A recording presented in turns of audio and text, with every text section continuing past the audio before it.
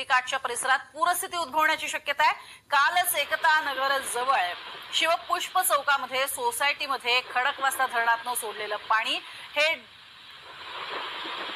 Motor आणि pipe लावून सोसायटीमध्ये घुसलेलं पाणी काढण्यात आलेलं होतं आणि अर्थातच त्यासाठीचे बरेच प्रयत्न करावे लागत होते। अनेक ठिकाणी अनेक सोसायट्यांमध्ये हे पाणी शिरलेलं होतं।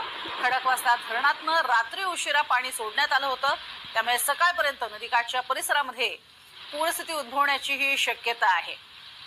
कालच एकता नगरी जवळ शिवपुष्प चौकात सोसायटीमध्ये खडकवासला धरणातून सोडलेलं पाणी हे काढण्यासाठी मोटर बसवण्यात आली आणि मोटर पंप लावून सोसायटीतलं शिरलेलं पाणी काढण्याचे प्रयत्न सुरू होते।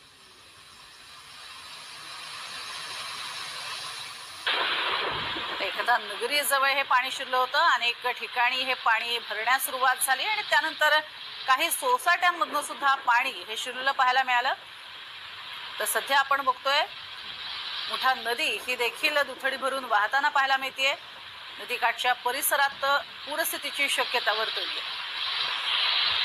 भिडे त्यामुळेच पाण्याखाली गेलेला आहे। सध्या आपण ही दृश्य बघतोय ती मोठा नदीची आहेत आणि त्यामुळे सध्या भिडे पूल पूर्णपणे पाण्याखाली गेलेला पाहायला मिळतोय आणि प्रचंड मोठ्या प्रमाणात दुथडी भरून ही सध्या नदी वाहताना पाहायला मिळते।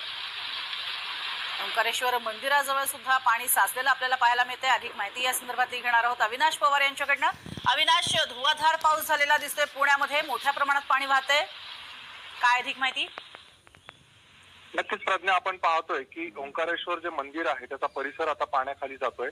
काल संध्याकाळी खडकवासला धरणामधून साधारणतः 35,000 क्युसेक वेगाने हे पाणी सोडण्यात येत होतं। मात्र रात्रभर जो मुसळधार पाऊस पडतोय त्याच्यामुळे आज खडकवासला धरणातून